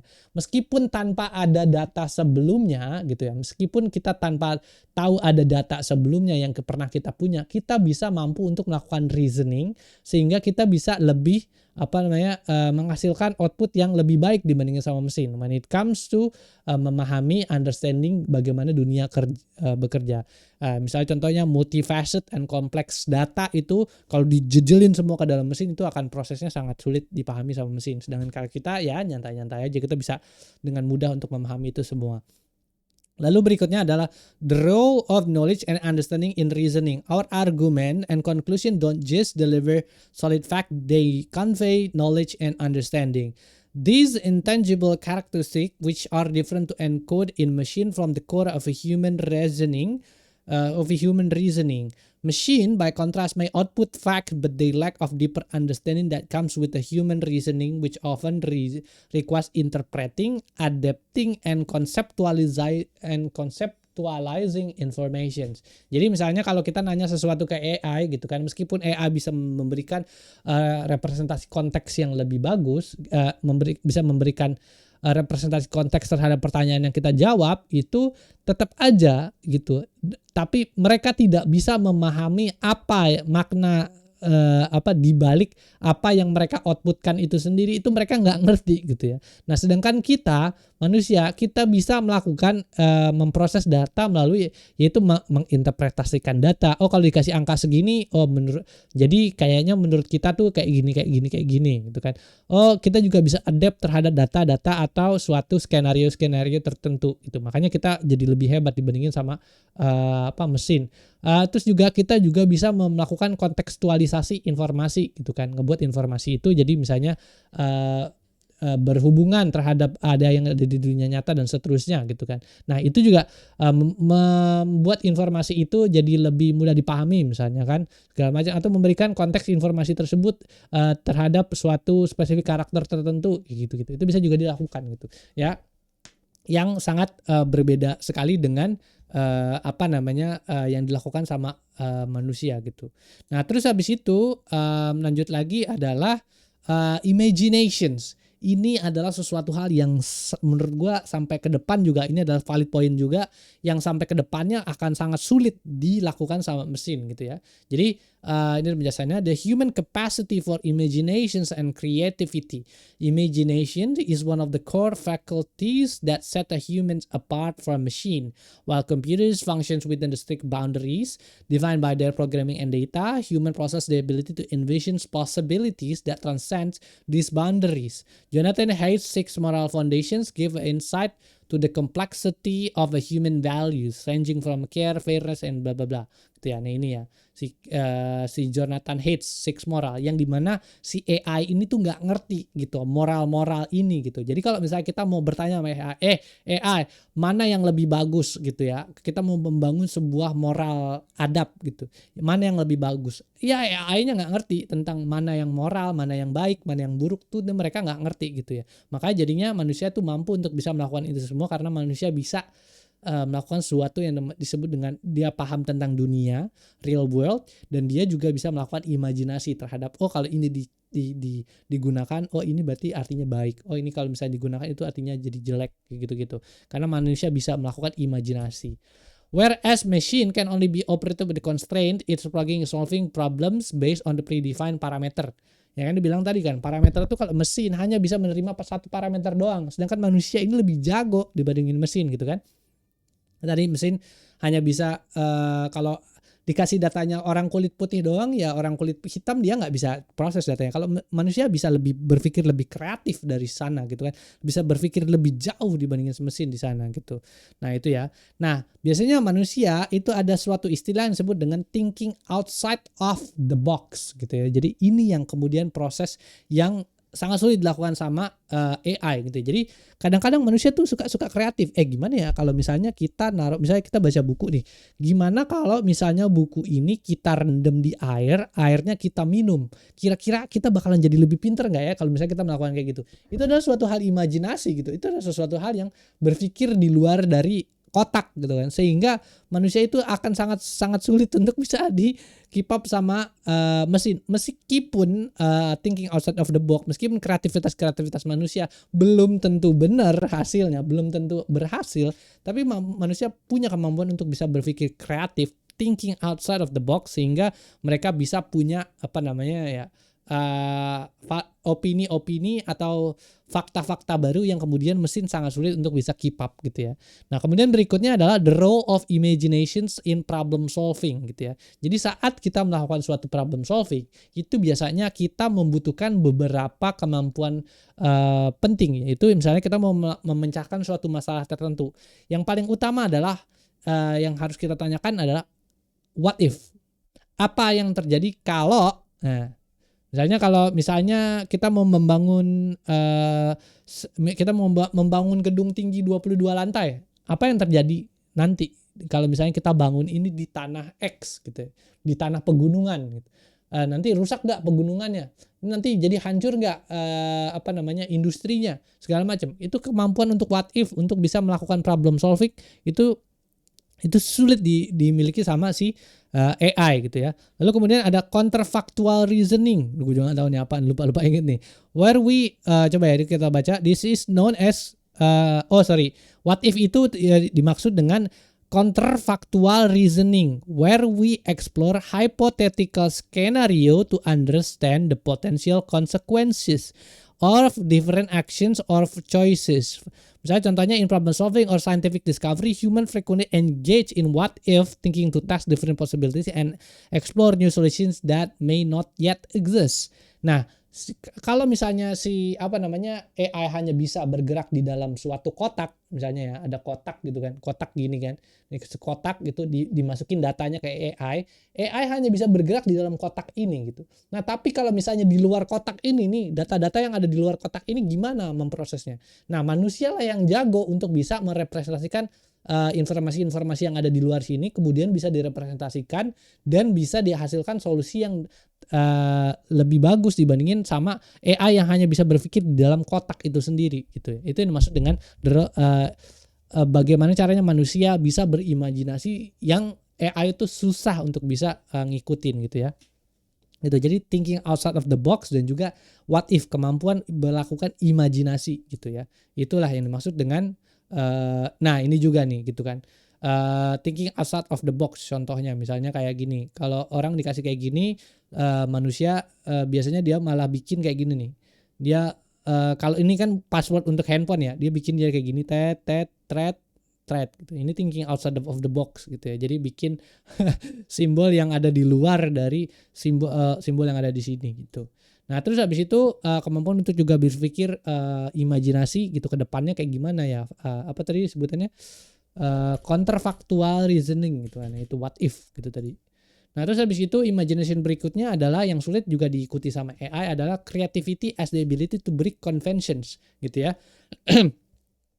One of the key aspect of human imagination is the ability to violate conventions gitu. This is referred to as the jumping out of system or jousting, a term used to describe the creativity act of breaking free from established norms, system, and expectations. By challenging existing framework, human can create entirely new perspective or revolutionize existing system. Machines, however, lack of the ability because they are constrained by their programming and cannot break free from the rules they are given.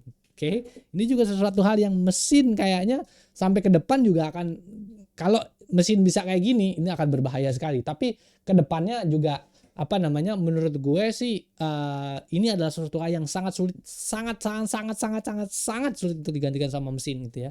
Jadi tadi gue udah bilang kan, jadi mesin hanya bisa bekerja berdasarkan constraint tertentu. Misalnya contohnya kita provide data tertentu nih gitu kan. Nih ada data nih ya, language model, data-data bahasa di seluruh dunia. Tolong proses data ini dan bikin bahasa baru misalnya. Ya udah, si mesin hanya bisa memproses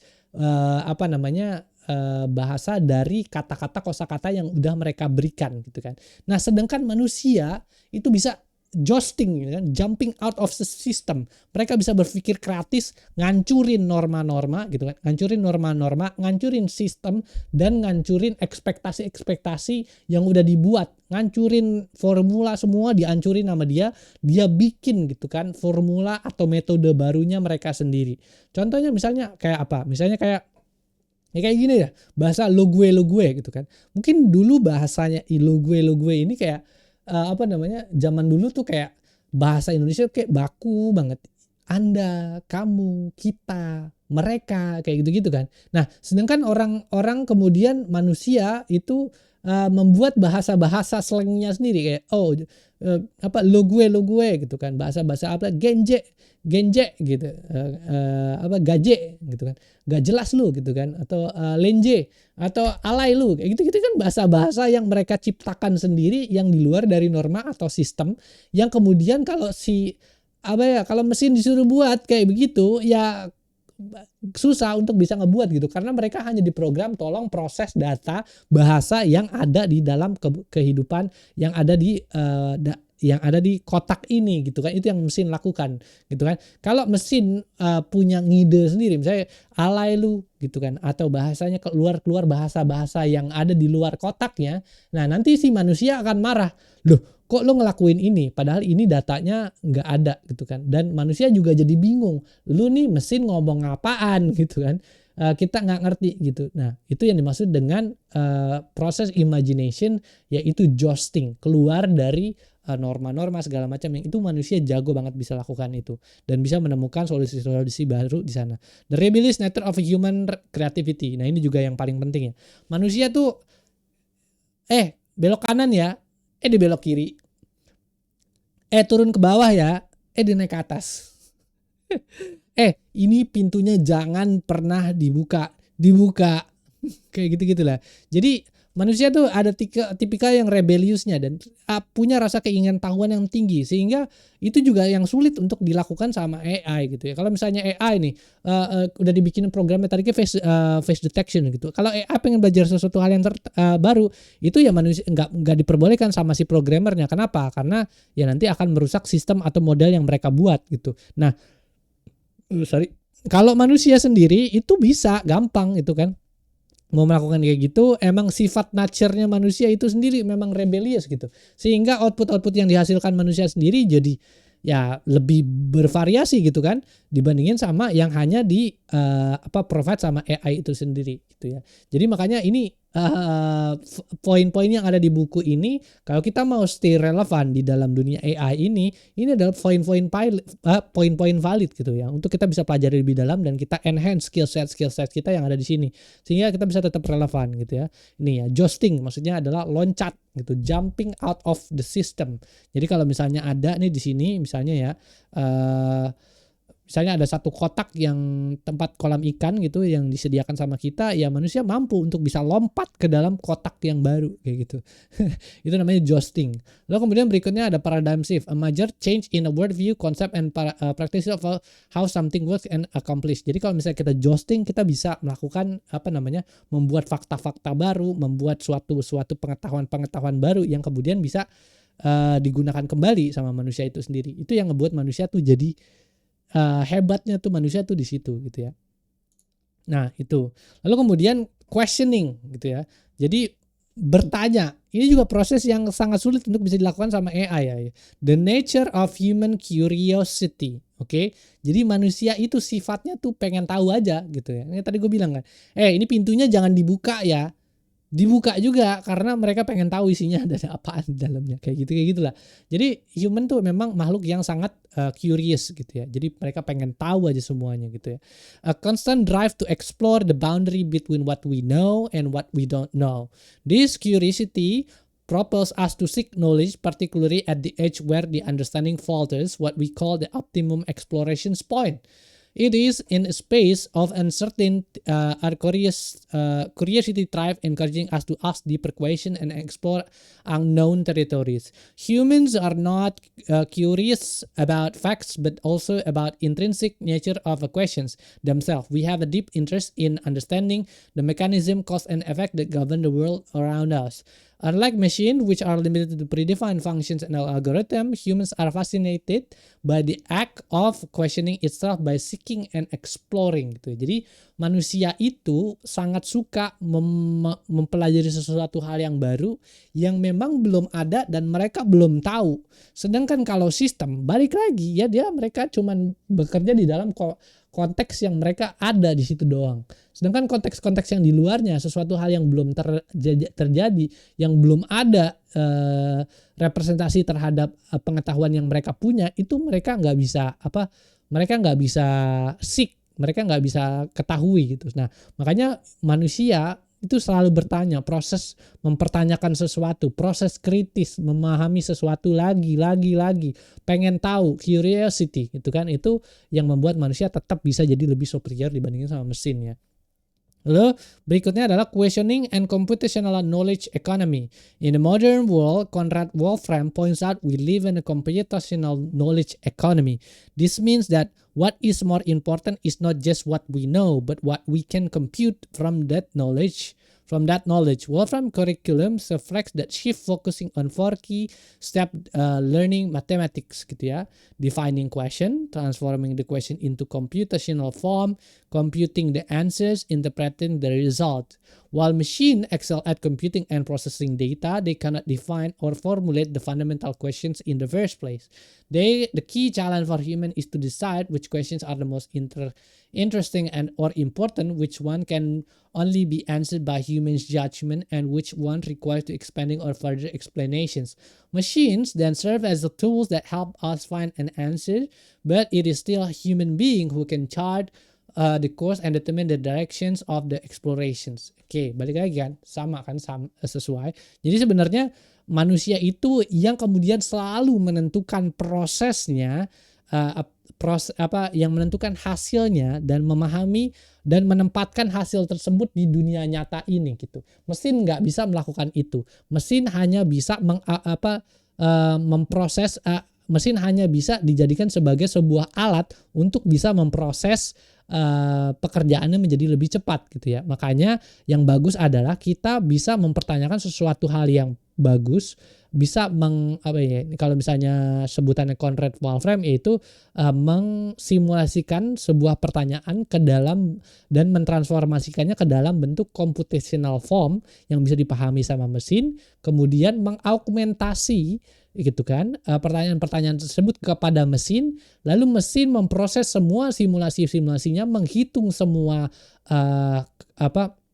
potensi-potensi yang akan terjadi, kemudian mesin memberikan hasil, dan dari hasil tersebut kita menempatkan hasilnya pada konteks dunia nyata. Nah, itu adalah sebuah workflow atau proses yang kalau dijalankan itu nanti akan berimpact pada hasil yang sangat-sangat amat bagus gitu. Karena itu mengkombinasikan antara balik lagi manusia sebagai proses kreatif, proses dan proses untuk bisa memahami dunia nyata dengan lebih baik, dan mesin sebagai sebuah tools yang mampu untuk bisa melakukan kalkulasi luar biasa, melakukan simulasi yang sangat cepat dan melakukan proses yang sangat luar biasa gitu ya. Jadi itu juga yang kemudian again balik lagi gitu ya, sinergi antara mesin dan manusia kemudian bisa ngebuat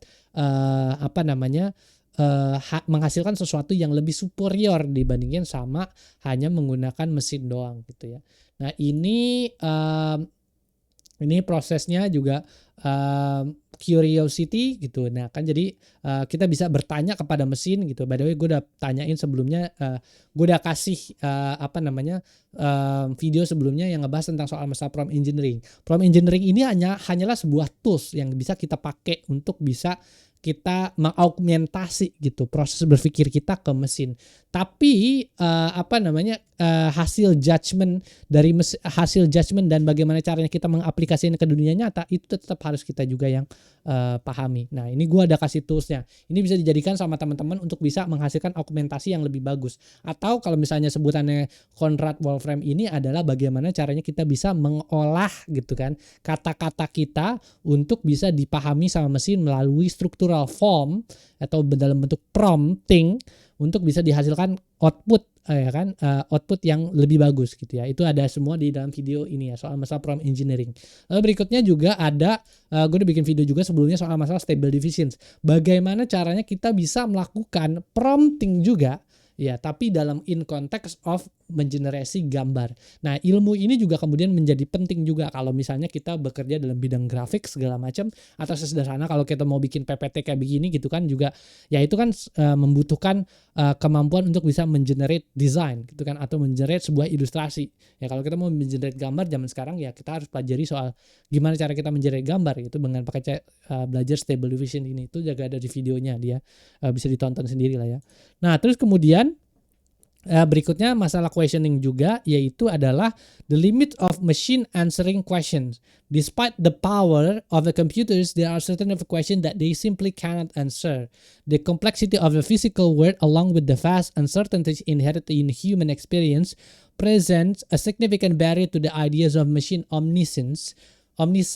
Questions about life and death, ethics, moral, religions, and law have perplex humanity for centuries. These are often ambiguous and do not have definitive answers.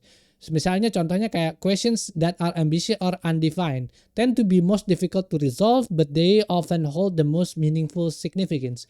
These kind of a question force us to reflect on our worldview, examine our core belief that and confront the uncertainties that we live with. In some cases, the process of questioning itself is more important than finding the answers, and sometimes the answers provided by machines may not be the best or the most relevant, gitu ya. Jadi ada juga kapasitas gitu untuk mesin itu bisa mempertanyakan sesuatu. Kalau misalnya ke depannya mesin bisa mempertanyakan sesuatu, ada proses-proses yang sangat ambiguous tentang terhadap pemahaman mesin terhadap dunia nyata. Misalnya pertanyaan-pertanyaan kayak life and death, ethics gitu kan, morality, religion and law. Misalnya contohnya pertanyaan kayak agama mana yang paling bagus? Nah, mesin jawabnya gimana gitu kan? Itu sangat susah untuk bisa dijawab sama mesin gitu kan. Karena nggak ada jawaban yang benar dan nggak ada jawaban yang salah. Semua itu benar based on human experience and human faith. Takdir manusia gitu. Nggak bisa gitu kan. Religion atau agama itu dikombinasikan atau dikomparasikan based on numerical values gitu. Jadi kalau misalnya angka misalnya agama Konghucu nilainya 7 karena mereka bla bla bla bla bla bla. Agama Islam nilainya 8 karena bla bla bla, atau sebaliknya Konghucu 8, Islam tuh misalnya cuma 7 atau 6 karena bla bla bla bla bla. Itu tidak bisa dilakukan sesederhana itu gitu. Nah, terkadang sesuatu hal itu tidak selalu ada jawabannya. Kayak tadi misalnya agama mana yang paling bagus, itu tidak selalu ada jawabannya. Tapi proses untuk bisa mempertanyakan hal tersebut lalu mencari jawabannya, itu adalah sesuatu proses yang kemudian lebih penting dibandingin terhadap sama jawaban itu sendiri. Mungkin sampai meninggal pun belum ada jawabannya, mungkin saja. Tapi proses untuk terus mempertanyakan itu ya yang kemudian jadi penting. Dimana mesin itu sangat sulit untuk bisa melakukan itu gitu ya. Lalu the role of human in asking meaningful questions, tadi udah ya sebenarnya bagaimana cara kita bisa melakukan questioning yang bagus, itu pakai prompt engineering, cara strukturalnya segala macam itu udah dibahas. The complexity of the questions beyond computations. There are numerous complex questions that computer cannot handle. Ethics, emotions ya tadi udah juga ya. Justice gitu kan, keadilan. Adil tuh gimana ngitungnya gitu kan. Mesin gimana bikin deh peraturan yang adil. Gimana caranya ngukurnya? Karena ada banyak banget multiple factor yang harus parameter-parameter faktor yang harus dimasukin ke dalam mesin sehingga mesin paham terhadap bagaimana caranya membuat sebuah kebijakan atau sebuah hukum atau sebuah justice for all. Itu gimana caranya compute-nya akan sangat sulit. Sedangkan kalau manusia mereka bisa terus berproses dan terus bisa mempertanyakan sehingga ada proses namanya justice itu sendiri gitu, atau proses keadilan gitu ya, yang bisa kemudian disepakati bersama bahwa ini tuh sebenarnya adil gitu ya. Itu yang dimaksud dengan the complexity of questions beyond computations gitu, yang sangat sulit untuk bisa direplikat sama mesin. Ini juga ya ada virtual world, digital twin. Meskipun nanti ya sekarang kan udah ada metaverse segala macam, kan ada virtual worlds, ada digital twins, ada virtual world, ada digital twins, and then ada physical world gitu kan. Nanti ini coba sedang dibangun sama teman-teman yang ada di metaverse gitu ya, perusahaan-perusahaan yang sedang mengembangkan metaverse. Tapi apakah mesin akan bisa memahami dunia dengan segampang itu meskipun ada virtual worlds, ada digital twins, and ada physical world kayak gitu-gitu? belum tentu juga gitu kan. Kemampuan kognitif manusia yang tadi udah gue sebutin semua itu masih belum juga bisa dengan mudah itu di-acquire sama si mesin itu tadi kayak gitu ya. Jadi ini prosesnya akan sangat amat panjang nanti ke depannya untuk bisa mesin memahami dunia nyata itu sendiri gitu. Lalu kemudian ini ya kalau misalnya mesin kita ajarin untuk bisa memahami proses dunia nyata ya melalui metaverse gitu ya. Jadi zaman sekarang tuh untuk melakukan training sekarang kan udah banyak tuh mesin-mesin yang ada di dalam manufacture. Misalnya perusahaan mobil itu kan banyak tuh udah nggak pakai manusia lagi tapi pakai mesin, tangan robot sana sini gitu kan. Nah itu semua proses dilakukan di digital twins di dunia virtual, lalu nanti data-datanya dimasukkan ke dalam dunia nyata. Nah terus habis itu ini ada metaverse, habis itu ada, nah ini yang kemudian jadi penting ya, dari proses mempertanyakan ini kita harus memiliki salah satu kemampuan yang sangat penting banget, yaitu critical thinking skills. Ini adalah yang membuat kita ke depannya akan tetap stay relevant seterusnya gitu ya. Kenapa? Karena critical thinking skills itu ada 5 ya bro, 1, 2, 3, 4, 5. Ada 5 poin-poin atau factors yang membuat seseorang itu bisa punya critical thinking atau berpikir kritis, yaitu adalah proses reasoning, proses problem solving, proses evaluasi, proses decision making, and proses analisa data gitu ya, dan proses analisa suatu keadaan, state dan segala macam. Nah kalau kita memahami proses-proses critical thinking dan juga faktor-faktor yang berhubungan dengan critical thinking ini sendiri, maka kita akan tetap stay relevan dan jauh banget lebar dibandingin sama mesin itu sendiri. Karena ya critical thinking skill ini yang sangat sulit untuk bisa dilakukan sama mesin gitu ya. Meskipun sekarang udah ada deep thinkingnya dari DeepSeek segala macam kayak gitu, tetap aja gitu pemahaman terhadap proses berpikir kritis itu sendiri hanya manusia yang bisa berpikir kreatif gitu untuk bisa menghasilkan problem solving atau solusi yang bisa bersesuaian sama dunia nyata. Makanya salah satu yang paling penting kalau misalnya di dunia itu di dalam dunia profesional itu kita harus mempelajari namanya critical thinking gitu ya. Bagaimana cara kita bisa berpikir kritis gitu. Nah, terus abis itu lanjut lagi berikutnya adalah the way of work chapter 3 ya. Nah, jadi ini juga yang kemudian sangat sulit untuk mesin bisa keep up sama kita. Yang pertama adalah character. Timothy Gowers, The Power of Slow Thinking. Ini ada seorang penulis yang bernama Timothy Gowers yang nulis buku The Power of Slow Thinking. Gitu ya, dia ada kalau nggak salah bukunya tuh The Art of Thinking Fast and Slow kalau nggak salah ya. Nah itu dia menyimpulkan bahwa the most profound contribution often come from those who adapt slow and deliberate approach to problem solving, the tortoise rather than hares. Jadi kalau misalnya proses berpikir itu terkadang tidak selalu solusi yang bisa dihasilkan dengan cepat itu bisa menghasilkan solusi yang benar dibandingin sama proses berpikir atau slow thinking. Bagaimana cara kita berpikir lambat banget kayak kura-kura gitu. Terus habis itu untuk menghasilkan suatu solusi atau suatu decisions atau suatu keputusan yang benar-benar ini keputusannya yang pas gitu. Nah itu jadi AI itu nggak bisa berpikir cepat dan lambat gitu at the same time, itu nggak bisa gitu. Sedangkan manusia bisa gitu ya. Ada karakter manusia tuh ada yang berpikirnya lambat, ada yang berpikirnya cepat untuk bisa menghasilkan solusi tertentu kayak gitu. Atau ada juga proses yang disebut dengan reflective thinking. Proses can actually lead to deeper insight and solutions in mathematics gitu. Reflective thinking, nih gua melakukannya kayak begini, kayaknya begini, mensimulasikan skenario gitu kan based on specific state tertentu. Nih kalau misalnya diaplikasikan ke dalam mobil nanti hasilnya begini. Kalau diaplikasikan ke dalam pesawat dia nanti begini.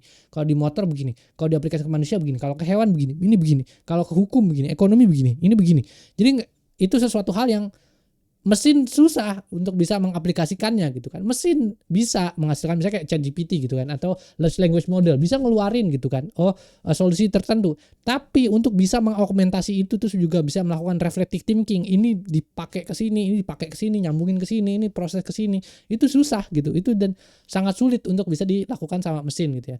This notion align with the broader concept of slow thinking when applied internationally can be more effective in solving complex problem. It encourages thoroughness, deeper contemplations which often result in a breakthrough that wouldn't emerge in a rush process. Jadi proses berpikir perlahan, step by step gitu kan, dibandingkan sama proses buru-buru hasilnya selesai, itu akan prosesnya bisa lebih bagus dibandingkan sama yang buru-buru gitu. The role of the subconscious discovery. Another key idea is the role of subconscious in discovery. Especially in mathematics, the process of illumination, sudden or insight, atau sebutannya biasanya disebut sebagai aha moment gitu kan. Oh iya ya, kayaknya begini deh gitu. Nah, itu bisa dilakukan, atau proses subconscious atau proses alam bawah sadar itu hanya bisa muncul kalau misalnya kita manusia itu dalam proses otaknya itu punya interconnected data, interconnected pengetahuan, dan juga interconnected conscious kesadaran tertentu. Sedangkan mesin nggak bisa melakukan kayak gitu. Misalnya contohnya kalau kita lagi mikirin suatu problem solving tertentu, nah kita kayak ada masalah kayak gini ya. Terus abis itu gimana cara solvingnya? Kayaknya begini, kayak begini. Oh yaudah deh, duduk dulu di luar. Oh yaudah, duduk dulu, jalan-jalan ke taman. Oh yaudah deh, kita ke tempat kopi dulu, bla bla bla, mikir. Tiba-tiba ting, ketemu kan. Akhirnya kayak ada aha momen gitu kan. Ting, proses iluminasi gitu kan, atau proses tiba-tiba muncul aja gitu kan. Nah, itu adalah proses yang hanya bisa dilakukan sama manusia gitu kan. Karena mereka based on intuisi, dan ada yang disebut dengan sistem alam bawah sadar manusia. Nah, kalau mesin disuruh melakukan itu, waduh, susah setengah mati gitu kan. Makanya manusia mungkin kedepannya juga masih akan tetap lebih superior dibandingin mesin, karena ya mereka punya kemampuan kognitif ya kayak gitu kan, bisa punya kemampuan alam bawah sadar gitu ya. Itu habis itu this idea suggests that purposeful work where individuals are engaged with the task that they find valuable and meaningful leads to more sustainable effort, greater satisfaction, and better outcome than tasks that are pursued solely for the external reward. AI system may excel in efficiency, but they lack the deep sense of purpose that fuels human creativity and perseverance. Nah, ini juga yang kemudian menjadi penting ya, bahwa sebenarnya sesuatu hal, manusia misalnya mencari suatu pengetahuan, menyelesaikan suatu masalah, mendiskorskan suatu masalah, mencari tahu sesuatu hal, bagaimana suatu hal bekerja, gitu, curiosity gitu kan, penasaran gitu kan. Nah, itu sesuatu hal yang terkadang gitu membuat manusia bisa jadi lebih baik dibandingin sama mesin. Kenapa? Karena mesin itu diciptakan for efficiency, ya kan? Jadi kalau misalnya ada suatu masalah, tolong selesaikan dengan secepat-cepatnya dan secara efisien dan sangat efisien. Itu yang mesin selalu dibuat dan selalu diperuntukkan untuk itu gitu kan. Nggak ada cerita mesin, oh ya udah bikin proses berpikirnya tuh slow banget sampai 20 tahun. Ya rugi perusahaannya yang punya rugi perusahaan AI-nya gitu kan. Karena mereka harus bayar server selama 20 tahun tanpa tahu gitu kan apakah ini tuh bisa berhasil apa enggak kayak gitu kan. Nah, sedangkan manusia itu rewarded atau satisfy karena mereka itu menemukan sense of purpose work gitu. Meskipun sulit, mereka berpikir semakin sulit maka semakin dieksplorasi nih caranya gimana ya biar bisa selesai ya. Bukan semakin sulit mereka semakin berhenti dan menyerah gitu ya. Dan mereka juga bisa berpikir slow, pelan-pelan gitu. Oh yaudah deh, coba kita breakdown pelan-pelan, step by step. Oh kalau ini caranya nggak bisa gini gimana ya? Oh ini nggak bisa, ini coba gimana gini ya? Oh gini ya. Itu yang kadang dieksplorasi sama manusia adalah bukan kadang-kadang balik lagi bukan outputnya, tapi prosesnya selama mereka berjalan itu adalah suatu satisfying proses. Menemukan discovery demi discovery itu yang kemudian membuat manusia menjadi memiliki suatu sense of purpose, suatu tujuan tertentu dibandingin sama mereka yang nggak ngelakuin apa-apa gitu. Makanya mereka jadi bosen nanti gitu ya. Nah kemudian berikutnya ini ya konseptualisasi berpikir gitu ya. Ntar gue kecilin dulu gue. Nah ini atau mungkin geser lah ya. Ini coba di sini. Nah ini proses konseptuali berpikir gitu ya. Continuity persepsi ini yang kemudian sulit untuk bisa dilakukan sama mesin ya. Karena ya balik lagi tadi manusia itu kadang-kadang tersatisfy nggak cuman karena uang, nggak cuman karena sense of ini, tapi pengen bener-bener kayak mengeksplorasi masalah sampai masalah itu tuh bisa bener-bener lebar gitu ya, karena curiosity dan segala macam. Nah prosesnya itu proses seperti ini gitu ya. Nah ini bukunya tadi ya Timothy Gowers, yaitu Thinking Fast and Slow. Bentar gue balikin dulu di sini. Ya ini ada bukunya Thinking Fast and Slow dari Daniel Kahneman. Bukan Timothy Gowers ya. Timothy Gowers bukunya The Power of Slow Thinking. Yang ini siapa ya, ini Daniel Kahneman gitu. Jadi bukunya tentang bagaimana caranya proses berpikir cepat dan lambat gitu ya. Nah ini juga ada perbedaannya. Kalau fast thinking operate automatically and quickly with little no effort and no sense of voluntary control. Slow allocate attention to the effortful mental activity that demand it includes complex computations, di mana dia harus berpikir dan bagaimana mensimulasikan multiple scenario, what if segala macam, thinking outside the box segala macam. Itu adalah suatu proses berpikir yang sangat susah dan sangat sulit untuk bisa dilakukan sama mesin doang gitu ya. Nah itu yang kenapa manusia masih tetap selalu bisa jadi lebih baik dibandingkan sama mesin. Lalu berikutnya karakter lainnya adalah flow state, peak productivity and creativity. Nah flow state ini tuh maksudnya adalah bagaimana caranya manusia bisa mencapai suatu level yang disebut highest level of productivity and creativity, namanya flow state. Gue lagi ada di dalam flow state gue gitu ya. Gue lagi ada di dalam zonanya gue. Jadi gue bisa bener-bener, kalau gue misalnya contohnya ngoding gitu. Kalau gue lagi ngoding fokus banget, itu kayak tiba-tiba belakang gue ada apaan kayak gue jeber gitu kan. Ada meledak atau ada apaan gitu, gue nggak ngerti apa-apa gitu karena gue sangat fokus. Itu disebut dengan flow state, di mana high level of productivity itu tuh sangat-sangat kenceng di ini. Sedangkan kalau mesin, when it comes to karakter, ya outputnya sama aja. Kalau dia modelnya kayak gitu, hasilnya ya begitu aja. Tapi kalau manusia, kalau udah sampai tingkat flow state, itu akan berbeda gitu hasil outputnya dibandingkan sama mesin gitu. Jadi manusia punya kemampuan yang sangat-sangat powerful gitu dibanding sama mesin kayak gitu. Itu namanya flow state. Nah, the importance of purpose in human words, ini namanya reinforcement learning, is the role of purpose and meaningful in motivation. While AI operates on the system reward and punishment, human motivation is intrinsically driven by sense of purpose gitu ya. Jadi sense of purpose, tujuan gitu, nggak ya, tadi balik lagi sama kan, hampir sama. Jadi kalau AI, kalau misalnya melakukan sesuatu yang baik nanti dia dapat reward. Tapi kalau misalnya manusia itu purpose-nya atau tujuannya nggak selalu hanya untuk reward and punishment aja, tapi juga based on intrinsic value, yaitu purpose atau tujuan tertentu. Nah ini juga ya, ini dimaksud dengan flow state, ketika benar-benar kita udah menemukan, kalau misalnya kita mau menemukan flow state-nya kita, kalau kita mau menemukan sesuatu hal yang sangat amat bagus, itu kita harus keluar dari anxiety atau stress. Kita harus mengerjakan sesuatu itu based on sesuatu hal yang kita pengenin banget.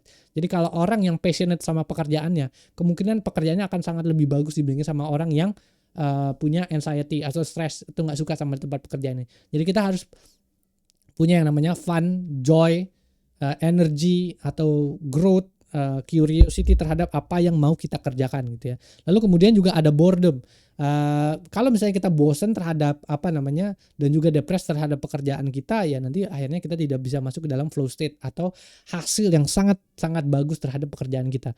Nah, ini adalah korelasinya tuh, diagramnya kurang lebih beginilah. Jadi flow state itu adalah intersepsi antara anxiety dan boredom yang kemudian masuk ke dalam suatu area di mana itu area tersebut bisa menjadi menyenangkan, bisa menjadi enjoyable, terus juga menggairahkan dan juga bisa menumbuhkan gitu. Itu masuk dengan flow state. Makanya tadi gue bilang kalau misalnya gue udah masuk flow state gitu, biasanya gue itu yang gue rasain, gue meskipun gue nggak tahu ya masuk flow state apa enggak, itu kayak gue ngoding kayak kretak gitu, gue nggak pakai mikir gitu, cepet banget tuh gitu, kayak udah keluar aja di dalam kepala gue tuh gitu ya.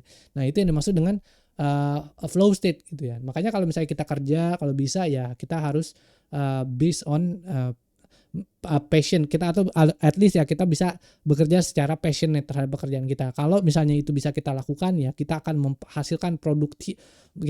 menghasilkan suatu produktivitas yang luar biasa yang tidak dihasilkan sama orang-orang lain gitu ya. Kalau misalnya kita mengacu pada suatu anime itu gue suka nonton ini namanya Kuroko no Basket gitu ya.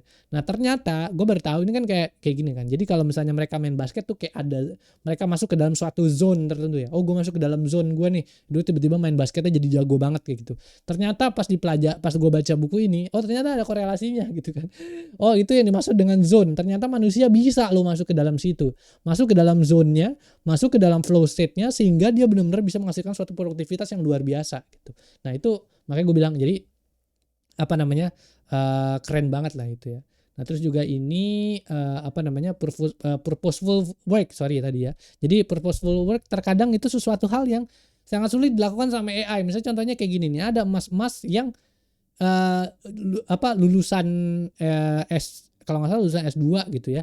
Nah tapi dia pergi ke Papua untuk ngajar di Papua. Itu adalah sesuatu hal yang kalau sama mesin itu sesuatu hal yang tidak make sense gitu kan.